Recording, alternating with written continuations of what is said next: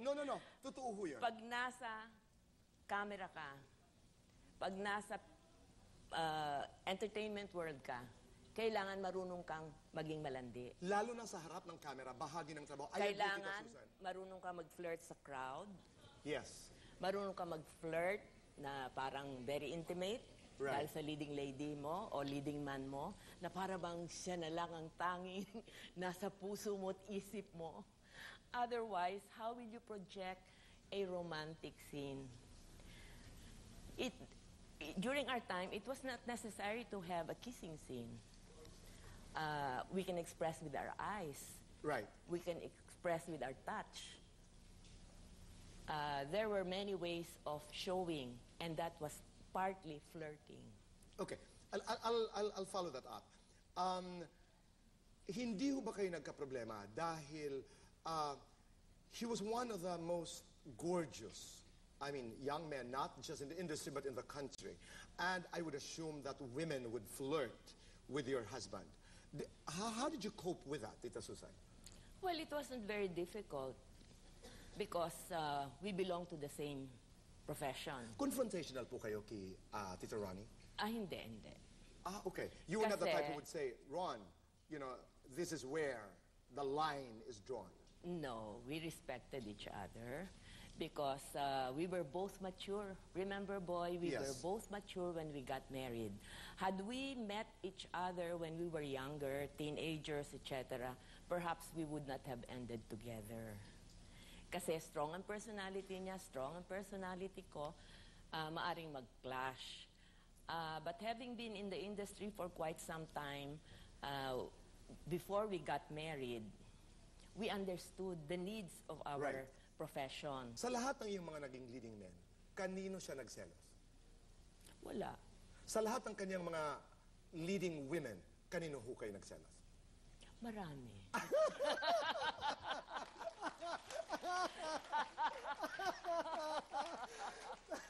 Tita Susan, paano ho kayo nagselos? At kung hindi masyado mapangahas ang tanong, pwede ho ba kayo magpangalan? Pero kung hindi, okay lang po. Hindi na natin papangalanan. Okay. We're just going to speak in general. Okay, paano ho kayo magselos? Hindi, kasi hindi yung mismong shooting, hindi yung mismong ano, yung aftermath. Alright. Okay. Huwag na natin pag-usapan at nananahimik na sila. Huwag na natin idetalye yon. Huwag na natin idetalye. Basta marami. Pero bato na lang. Bato na lang ako kung wala akong pakiramdam. Nauunawaan ko po yan. I totally understand. Let's go back to 1965. Ang Daigdig Ko'y Ikaw. Ang Daigdig Ko'y Ikaw. That was your first film together. Yes. And that was also your first movie outside of Sampaguita. Ka naman nung hindi ako magnanakaw eh. Para nakikiangkas lang ako dito. Saan ka ba pupunta? Yung babae mong tao, maangkas ka sa likod ng truck. Saka bakit basang-basa ka? Kasi ho, nagtanan ako sa amin eh. Nagtanan ka. At gusto mo kaming gawing kasangkapan sa mga kalokohan mo. Hindi ko naman kalukuhan to eh. Hindi kalokohan magtanan, ha? Ano yan? Kabutihan. Hindi lang unin niyo ako naiintindihan eh. Let's go back to that movie. Let's go back to 1965. Ano po ang inyong naalala? Siguro nung panahon na yon ay nagkaroon ako ng pakpak. Dahil after 8 long years with Sampaguita Pictures, biglang malaya ako. Malaya ako napiliin kung saan ako magtatrabaho, kung sino makakasama ko, kung anong klaseng pelikula, anong klaseng project. Yun ang mga nasa isip ko nung panahon na yon. It was easy to do the movie. It was the getting to know you stage, not only As between actors, Ronnie and yes, me, but as people. but as well as what is the outside world. We were so sheltered inside the Sampaguita Studios. Lahat ng galaw namin, ang nakakasalamuha lang namin ay kapwa taga Sampaguita. So for the very first time, biglang nabuksan ang pinto ng kumbento. At kayo po'y lumipad. Yes. Noong 1967, you did Langit at Lupa. Kumusta kayo dito? Langit at Lupa, hindi pa kami kasal noon. Siya ang Hindi pa. direktor. Right. stricto siyang direktor. Mahirap siyang katrabahong direktor. Pero napakahusay. Mas gusto ko siyang Co-actor. kasama na fellow actor kasi hindi niya pinapansin, nakikitawa pa rin siya, pero pag direktor, huwag kang manggugulo sa set. 1967, FPJ directed and he didn't co-star, he did, right? He co-starred. He co-starred and he directed Langit at Lupa. Because the next year, you got married. Yes. After the wedding in 1969. Perlas ng Silang. Perlas na sila. Mahal na Dayang, kung ang aking ginawa hindi marapat, tatanggapin ko anumang kaparusahan.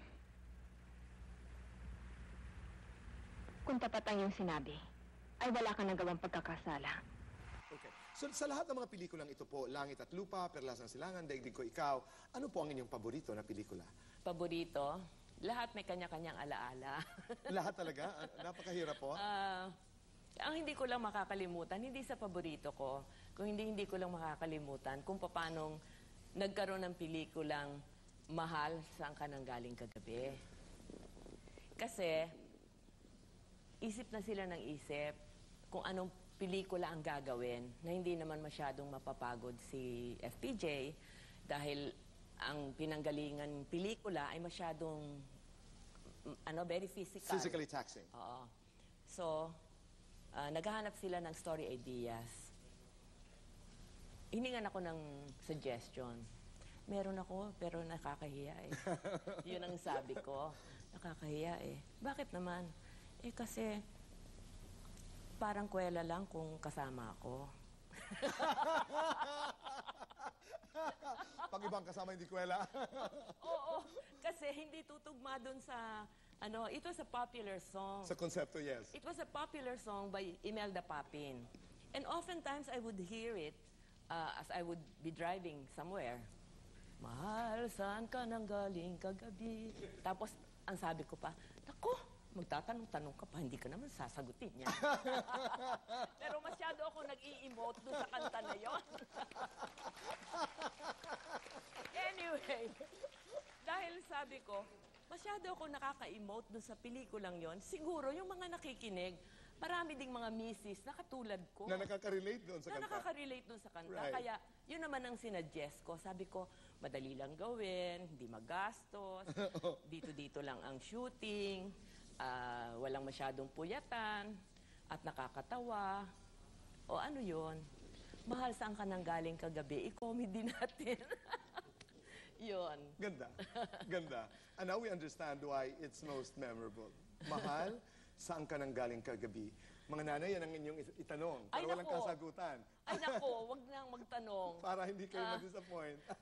The best marriage advice na nakuha ko ay kay Aling Chichay. Which is, Huwag kang magtatanong na mahal, saan ka nang galing kagabi. Ang itatanong mo daw una, kumain ka na ba? that's true. No, really. Aren't we learning? Let's talk about the acting vehicles and the horror movies. Dito na pumapasok, Tita Susan, yung Maruha, for example. How did it come about? And did you feel that with Maruha, parang you were recognized as a brilliant actress? Dalawa ang Maruha. Yes. Ang isa, yung ginawa ko sa Leia, it was a romantic movie.